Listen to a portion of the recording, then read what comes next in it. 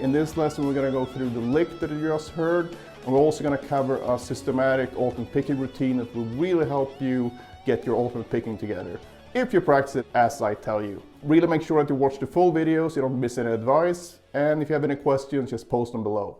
And also, if you want tabs, you can go to my Patreon, and besides all the tabs, you also get access to the entire Patreon lesson library containing hundreds of different lessons. Don't forget to sign up for my newsletter, and you'll get access to 17 free lessons straight away, and then you get a series of exclusive lessons, both in text and also video, that you won't find anywhere else.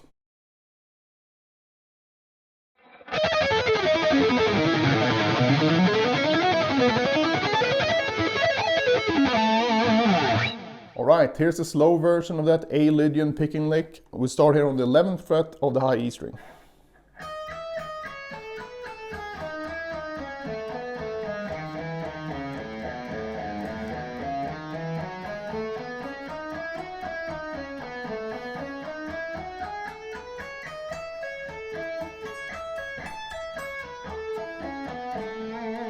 We start here on the actual Lydian note, the sharp 4.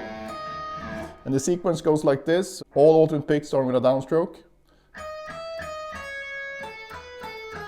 And we repeat that thing one octave lower.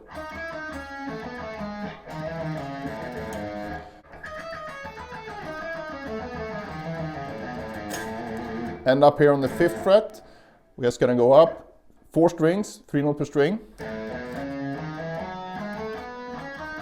Shift up a whole step. Now we get the same octave shape from this one, you just have to compensate for the B string. And once we get up to this point, the 12th fret, we're gonna play an A major arpeggio. So I'm gonna reach this point with a downstroke. So then it's gonna be a pull off, then an upstroke on the A, and then down, down, down. And then we're gonna play an upstroke on the 12th, pull off again, so we get 8 notes instead of 6. Jump up, position shift, try to not get too much of a slide sound. To the 17th fret, the root, the A. And then you simply descend with an A major add 9 arpeggio.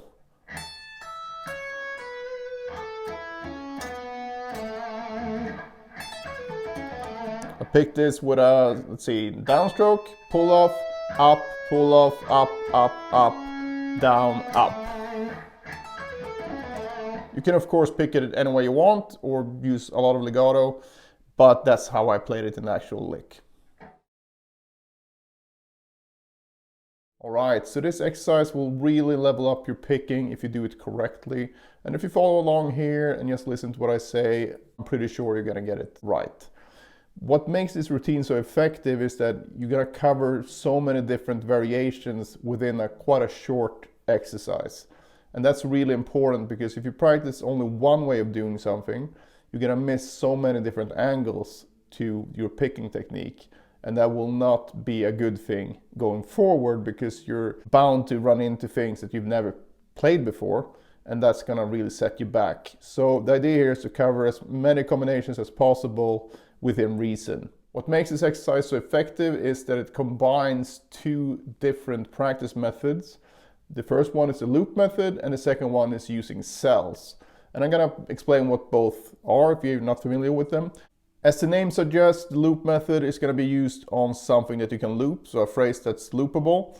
And I'm just going to demonstrate it here using a normal pentatonic scale. So let's say our loop is this, 7, 10, 7, 9, and you just play that over and over again. So there you go, we have a seamless loop. The loop method then is just starting on each note in turn. So the easiest way to keep track of this is to simply number the notes of the initial sequence. So in this case it would be 1, 2, 3, 4, 1, 2, 3, 4. Then you can start on the second note and go 2, 3, 4, 1, 2, 3, 4, 1. And then the third one, 3, 4, 1, 2, 3, 4, 1, 2. And finally, 4, 1, 2, 3, 4, 1, 2, 3, 4. And you don't have to sing along like I did there, but that's the basic idea. And it's very important to do this because certain loops that repeat some fingers can be quite confusing sometimes. At least that's what I see with my guitar coaching students. When I explain this concept, they might miss a few variations because they think well, I already used this finger, so I should be done. We're gonna avoid that totally here by actually counting everything out so you know what you're doing at all times. Cells, on the other hand, is when you take a certain number of notes and move them through a scale, a fingering, arpeggio, whatever. I'm gonna do this more in depth later, but for now we're just gonna use it on the actual picking exercise, and that's also where I'm gonna demonstrate it. The basic exercise is just gonna be 4 notes per string in one position like this.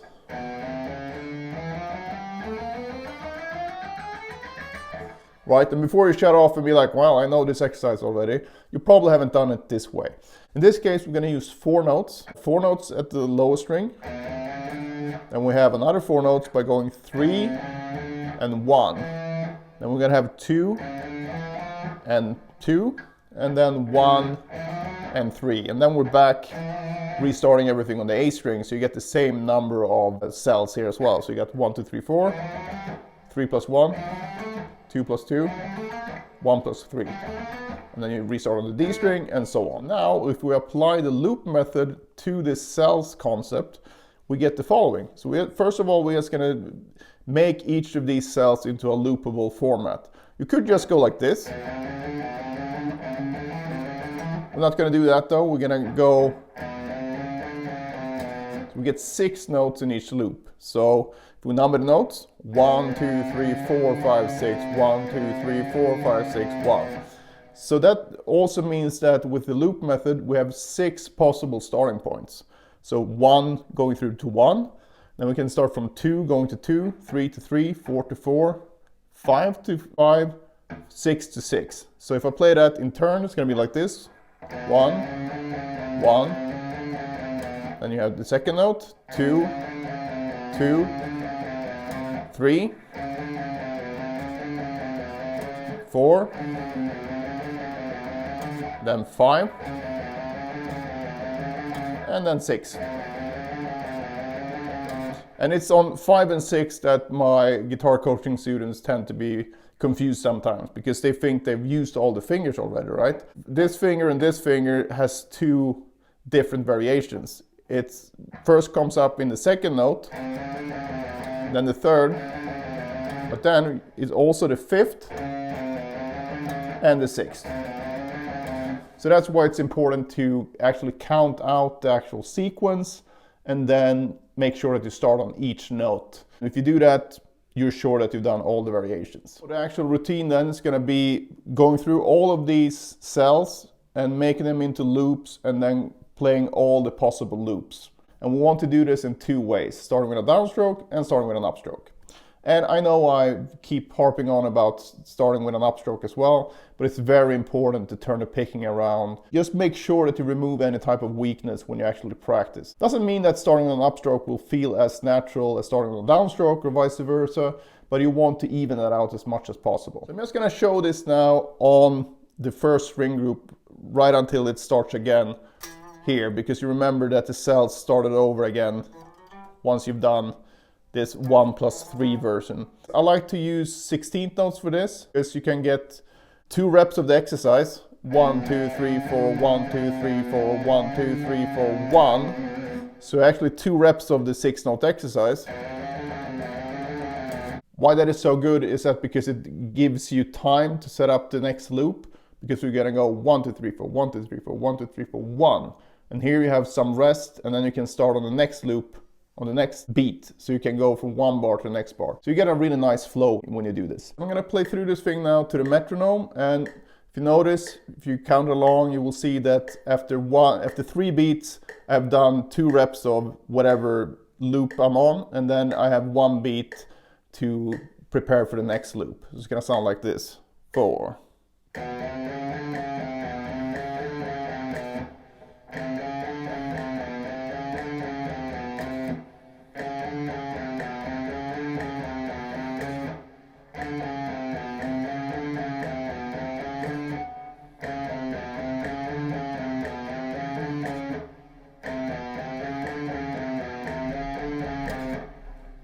So that's 6 variations done. Now I'm going to move on to the next one. So the next 4 notes would be 3 plus 1. And now if we turn this into a loop, so I'm not skipping over any notes, I'm just going up and then back the same way I came, 2 notes, so I'm back to where I started. So the loops here would be, I'm not going to turn on the metronome now, just play it through so you can see what I mean. So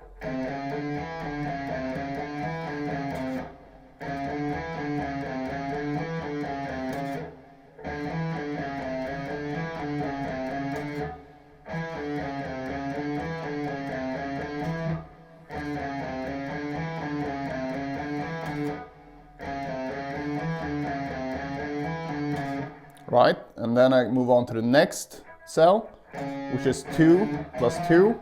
The loop would be, right, so apply the same thing, 2 reps, and then wait and go to the next loop variation.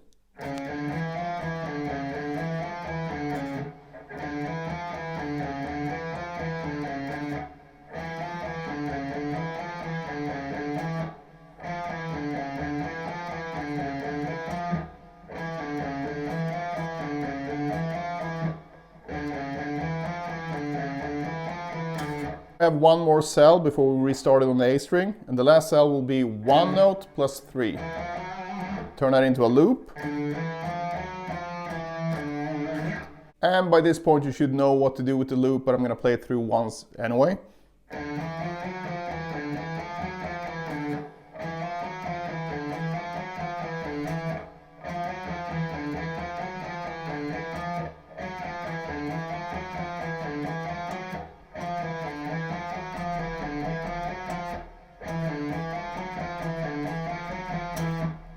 Right, and then we move on to the next cell.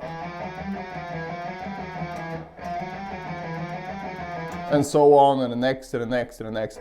And you keep going like that until you get up to the high E string, which of course the only cell you can do here is the first one because we run out of strings. Then you're done here because you don't need to do this backwards, because since you're starting on each note of the loop, you already covered every way to play it. So that's also another really good benefit about using this looping method. So once you're done with that, again, I would just choose another area of the fretboard and do the whole thing again, starting with an upstroke.